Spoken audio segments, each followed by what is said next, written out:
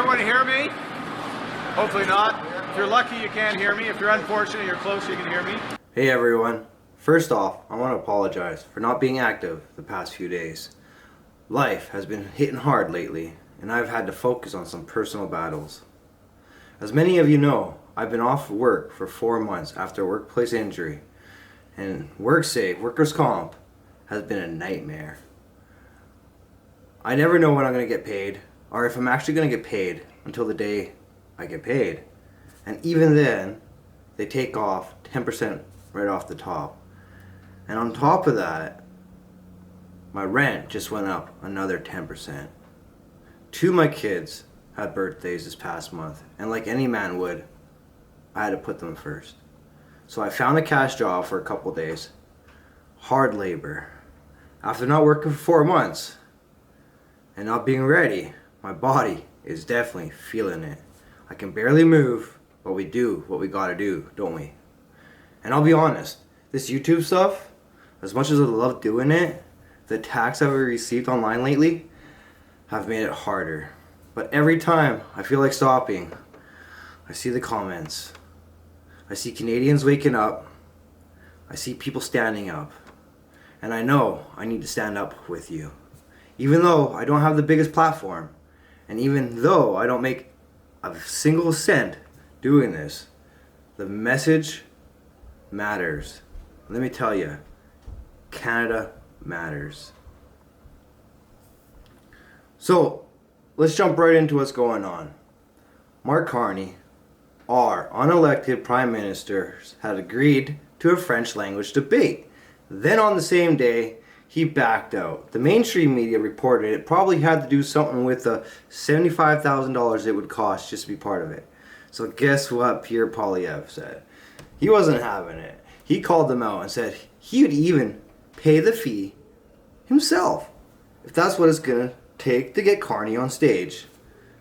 So his words were, I want to challenge Mark Carney to show up for the debate at TVA in Quebec.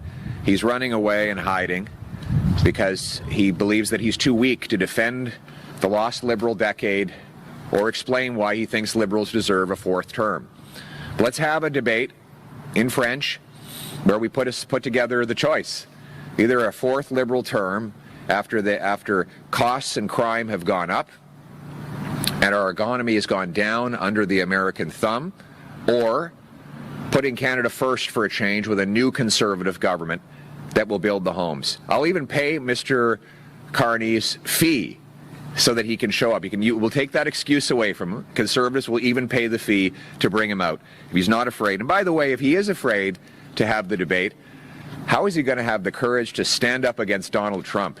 It's going to take someone who's strong enough to do that. And if he's not afraid, then he'll show up at that debate. I'm not afraid, and I'm ready to enjoy that debate with him. and well, you just watched it. What do you think? I think he's right. If you can't handle the stage in your own country, you're not going to last 2 seconds on in global politics. Like, straight up, honestly. If you can't do it in Canada, what makes you think you could do it, take on Donald Trump? Meanwhile, Jagmeet Singh and the NDP just dropped a bombshell. They have accused Mark Carney of hiding $25 billion from the Canadian tax system and registering it in Bermuda. Let that sink in. The guy leading our country dodges taxes while Canadians are drowning in them. And just closing up, I want to point out something. We learned recently that Mark Carney was personally responsible for 2 funds. He's the chair of Brookfield Investments, but he's personally responsible for 2 funds totaling $25 billion. And while he was chair, he chose to register those 2 funds, even though they're Canadian, he chose to register them in Bermuda for the sole reason of avoiding paying taxes. Right now it's tax season. Hardworking Canadians are paying their taxes. They can't choose to register in Bermuda to avoid paying taxes. And here's the kicker. The NDP can't even afford a plane for the election. Singh is stuck busting across Canada because there's rumors the party is on the edge of bankruptcy. These are the same people who voted with the Liberals how many times now? So, do you feel bad I clearly don't. I'm laughing about the situation. Now, let's talk about the latest smear attempt. Pierre Poilievre was accused of foreign interference connection to the 2022 election. But let's be real. CESUS clearly says he had no involvement. He wasn't even aware it was even happening. But here we are again. The same media that protects Carney is out there trying to take down Pierre Poilievre. What? We all know the truth. Let's hear the story. Poilievre is in Hamilton hoping to secure more support from unions, but it's his lack of security clearance that is once again in the spotlight. You guys ready to build some homes? Oh, yeah. The Conservative leader was ready to talk about affordable homes, but questions persist about Pierre Poilievre having his own house in order when it comes to foreign interference. CTV News has confirmed that India attempted to interfere in the 2022 Conservative leadership contest, which Poilievre won.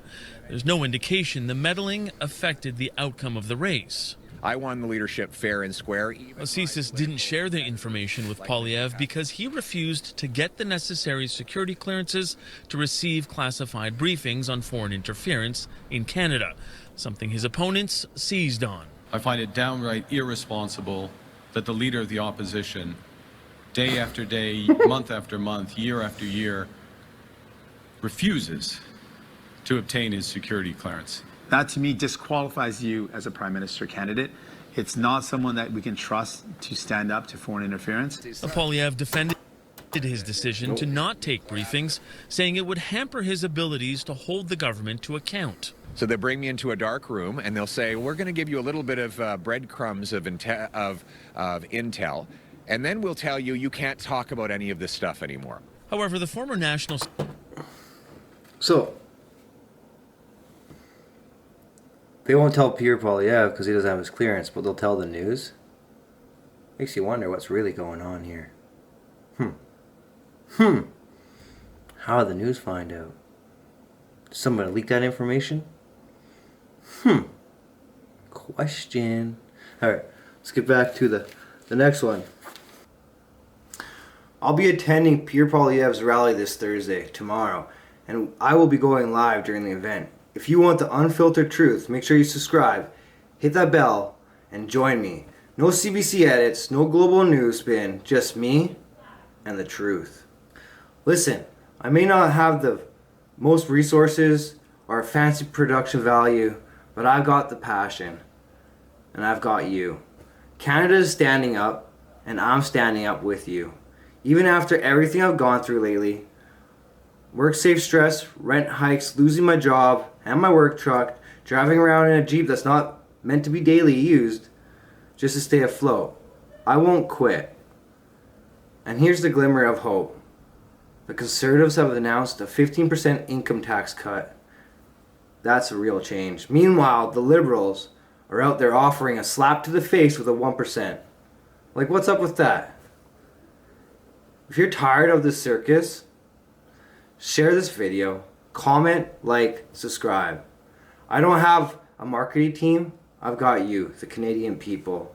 Let's get the message out. Let's keep pushing. Let's take our country back. Canada first. So with that said, I hope you enjoy your day. Or the rest of it. It's going to be like 9 o'clock when this comes out. Maybe even later. Because it's 4:45 now. I just woke up from a nap because I'm super sore. So I hope you enjoy your day. I hope you check in with me tomorrow, because I'll be back with a live update from the rally in Surrey. Bring it home.